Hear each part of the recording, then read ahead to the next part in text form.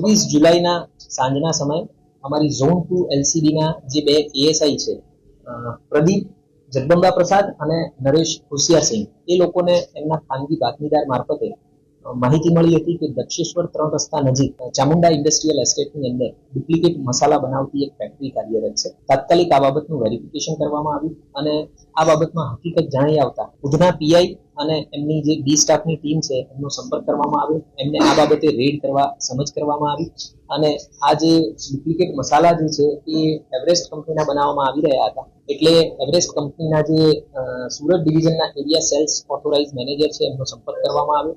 ત્યારબાદ આ રેડ કરવામાં આવી અને રેડ દરમિયાન અમારા ધ્યાનમાં આવ્યું કે ત્યાં આગળ જે છે એ 4 આરોપીઓ અમને મળી આવ્યા હતા કે જે ત્યાં આગળ ફેક્ટરીની અંદર કામ કરી રહ્યા હતા. આ જે 4 આરોપીઓ છે એમાં એક વિનોદદાસ રાજેન્દ્રદાસ, બીજા વિનોદદાસ પૂનાદાસ, ત્રીજા કૈલ્લુ જેઠા મુર્મ અને ચોથા સુરેન્દ્રકુમાર કાલુદાસ. આ ચારેય જે વર્કર કમ આરોપીઓ છે જે ડુપ્લિકેટ મસાલાનું પેકિંગ કરી રહ્યા હતા એ ચારેય બાંદા બિહારના મૂળ વતની છે.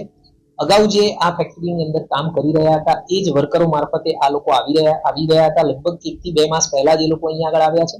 જૂના જે આરોપીઓ છે એ તમામ આરોપીઓ જે પેકિંગ કરનાર માણસો હતા એ અત્યારે ફેક્ટરી છોડી ગયેલા છે. એટલે આ 4 આરોપીઓની વધારે પૂછપરછ ચાલુ હતી.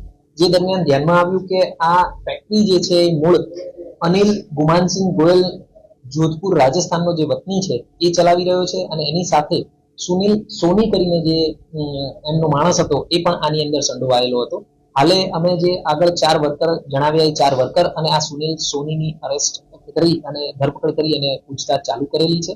અને આ જે અમારી રેડ થઈ એ દરમિયાન લગભગ 25 લાખ જેટલો મુદ્દામાલ અમે કબજે કરેલો છે, જેની અંદર 3 ડુપ્લિકેટ મસાલાનું પેકિંગ કરતા મશીન, એક કમ્પ્રેસર મશીન, વજન કાંટો, નકલી મસાલા વગેરે કબજે કરેલું છે. અમારી આ જે રેડ છે એ દરમિયાન જે પેકિંગ મળી આવ્યા છે એમાં 7,68,000નો અમને એવરેસ્ટ કંપનીનો જે ચિકન અને મટનનો મસાલો જે હોય એના પાઉચ મળી આવ્યા છે. અને આ ઉપરાંત મેગી મસાલા જે એની કિંમત લગભગ 9,60,000 છે એ પણ મુદ્દામાલ અમે આ ગુનાના કામે કબજે લીધેલો છે. કેટલા વર્ષ કેટલો માલ છે બજારમાં? જે અમે તપાસ કરી અને હાલ જે વર્કર કમ આરોપીઓને અમે અરેસ્ટ કરેલા છે એના મારફતે પૂછતાછ ચાલુ છે. અમારા ધ્યાનમાં એવું આવેલું છે કે આ જે કારખાનું છે ફેક્ટરી એ લગભગ 6 માસથી ચાલુ હતી અહીંયા આગળ, પણ આ જે વર્કર્સ છે બધા છેલ્લા લગભગ 1 થી 1.5 માસમાં જ આવ્યા છે. એની અગાઉ જે કામ કરનારા વર્કર કમ આરોપીઓ હતા એ બધા જ ફેક્ટરી છોડી અને બીજે કામ કરવા જતા રહ્યા છે. એટલે બાકીની જે છે એ ઇન્વેસ્ટિગેશન બાદ અમે હકીકત તમારા ધ્યાનમાં લાવી છે.